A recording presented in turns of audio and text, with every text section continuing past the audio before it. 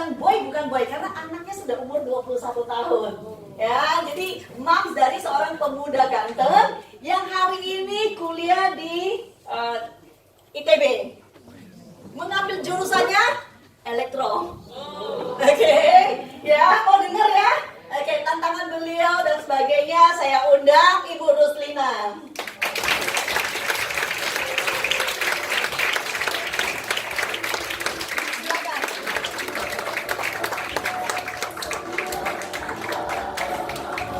Silakan Ibu. Ya, karena konsep acaranya sangat sederhana, jadi kita santai saja ya. Oke, silakan dinyalakan. Kita mau belajar nih dari beliau, terutama di dalam, atau kita lihat dulu foto dari anaknya yang ganteng, ya. Oke, Theo. Ya, Theo Harisan ini anak kos ya, menarik. Ya, ini Theo waktu kecil ya. Theo waktu kecil dan terapi-terapi yang dijalankan, tidak terlalu banyak foto-fotonya. Oke. Tapi kita bisa melihat next. Oke, ada lagi foto berikutnya. Oke, ini Theo hari ini, saat ini. Ganteng kan? Oke. Ada foto keluarganya? Oke, ya. Cukup ya. Foto keluarganya ada mamanya di sini. Oke. Nah, sekarang Ibu Ruslina bisa cerita sedikit mengenai kondisi tantangan yang dihadapi saat Theo dari kecil, terus bagaimana kalian menghadapinya dan akhirnya prosesnya sampai hari ini ada perubahan-perubahan signifikan yang terjadi sama Theo. Bisa diceritakan, di-sharingkan kepada teman-teman di sini. Selamat siang semua Bapak.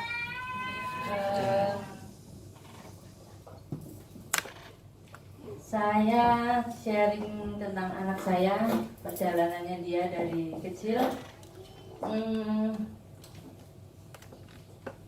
Kebetulan saya nggak kerja waktu saya sudah melahirkan Theo, saya nggak kerja lagi. Jadi perkembangan dia waktu dari bayi sampai sekarang saya bisa ikuti. Pada waktu itu dia tidak ada keterlambatan bicara sama sekali, tetapi bicara kosakatanya banyak, tetapi tidak untuk berkomunikasi. Jadi ada terputus untuk komunikasi dua arahnya. Dari situ saya mulai curiga bahwa anak saya ada sesuatu yang di luar normal. Kebetulan saya bawa dari bayi memang pakai ke dokternya, dokter syaraf anak. Jadi beruntung sekali dokternya juga memantau. Akhirnya ketahuanlah bahwa ada spesialnya anak saya itu. Dari umur 3 tahun ya, dia udah mulai diterapi sensori, integrasi dan lain-lain, selain terapi bicara waktu itu, akademik dan lain-lain. Memang anak saya untuk akademiknya dia tidak ada masalah, tetapi terputus di komunikasi dan sosialnya. Sampai dia sekolah banyak perjuangan yang saya harus hadapi karena anak saya pasti perilakunya lain. Kebetulan dia sekolah di sekolah reguler yang setiap tahapannya pasti penuh dengan perjuangan untuk menghadapi guru-gurunya, teman-temannya.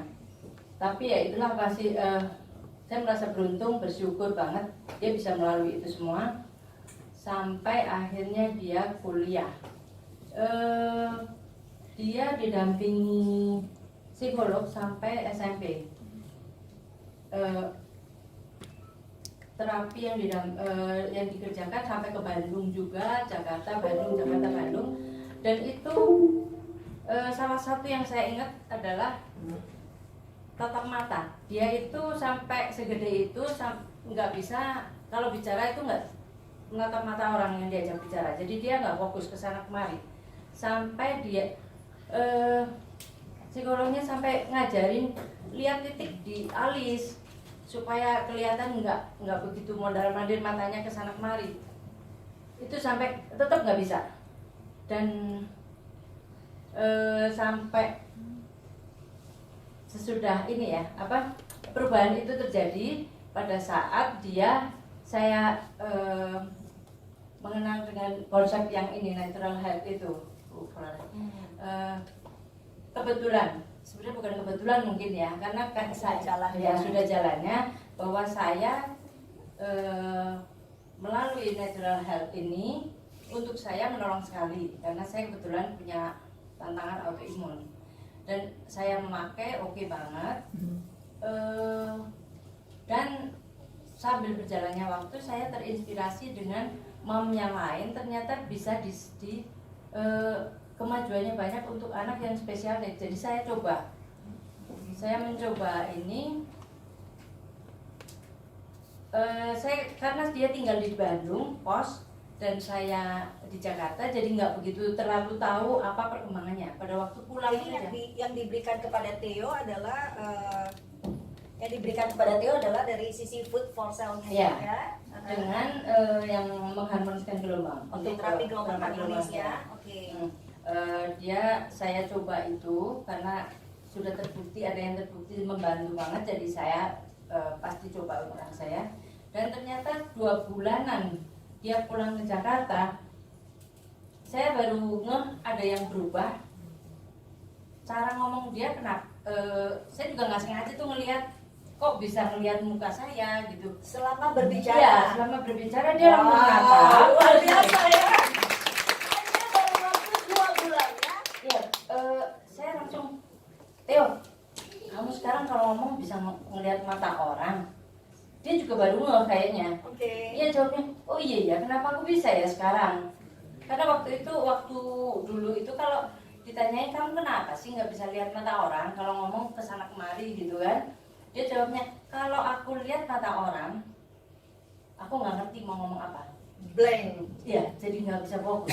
Malah begitu. Jadi, ayo loh, teman-teman di sini kalau yang bicaranya nggak tatap mata, ya, harus minum.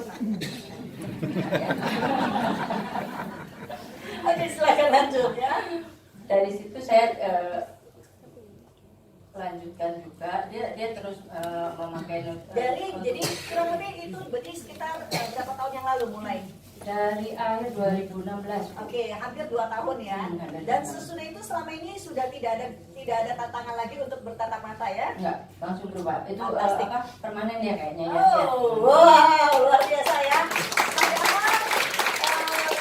Theo sudah mulai terapi sejak dia umur berapa? Dari umur 3 tahun. Dari umur 3 tahun sampai 2 tahun yang lalu kuliah, sekarang 21 berarti kurang Terapinya sampai SMP lah. sampai SMP ya, kurang lebih berarti sekitar 10-an tahun ya. Lebih dari 10 tahun ya, SMP kan sudah masuk usia 15 ya. Oke. Dari situ selain itu perubahannya adalah ini, kulit. Dia alerginya banyak,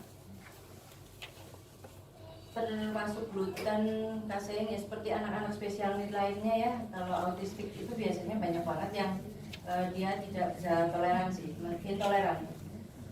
Jadi gampang gatel, gampang bersin, gampang itulah muncul seperti itu. Ternyata memakai yang untuk nutrisi forsel itu dia kulitnya jadi membaik.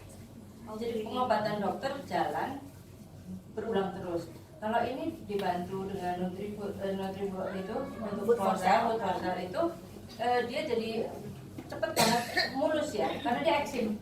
Oke. Eksim yang sangat waktu itu udah menyebar ke badan. Karena selain jauh juga mungkin dia kan jarang mandi kali ya, kalau di Jawa kan dingin. Anak cowok di Bandung ya. Jadi Tapi ada juga ya yang di Jakarta nggak mandi-mandi. Coba cus kiri kanan ada nggak yang nggak mandi? Berarti harus minum juga.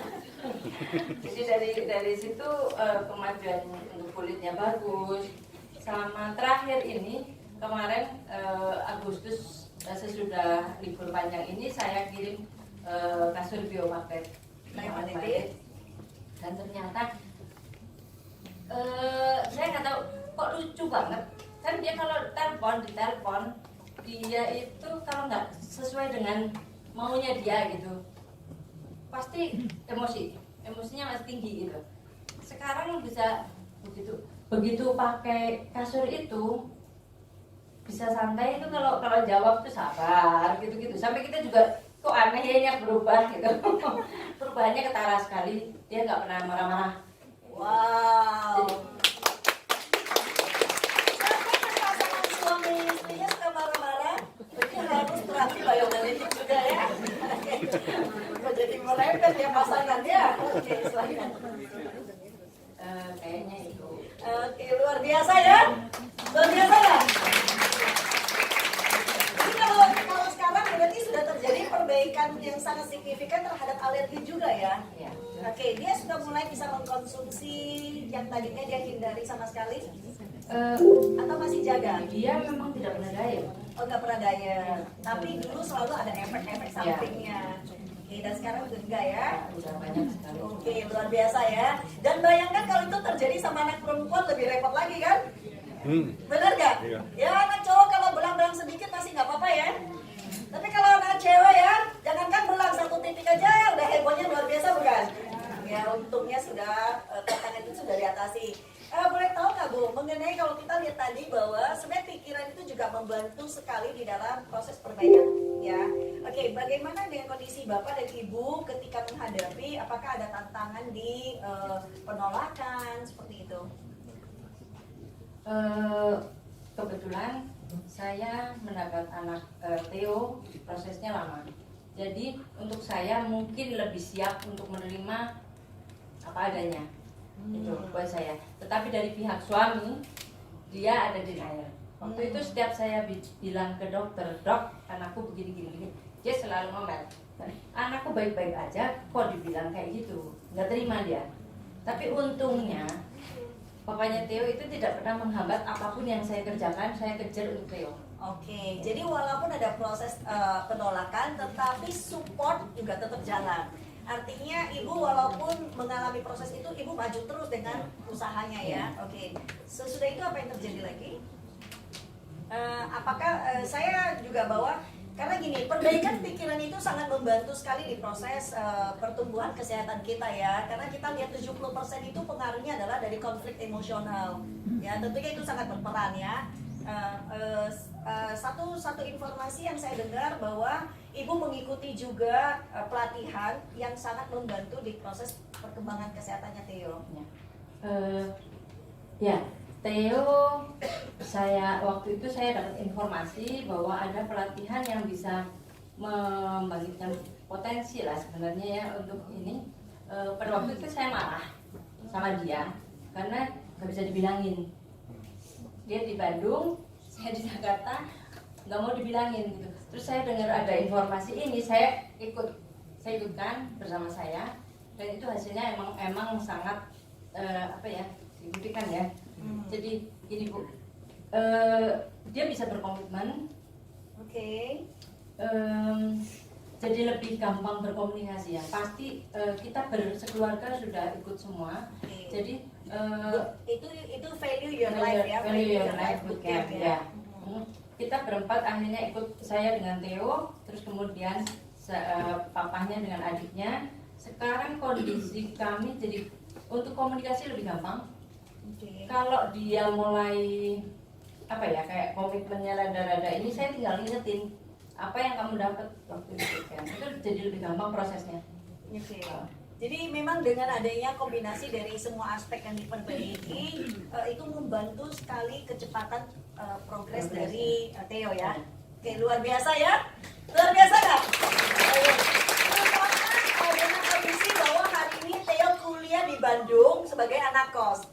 Ya, kalau bayangkan seorang anak kos tapi punya tantangan dengan komunikasi, kan akan repot sekali, bener nggak?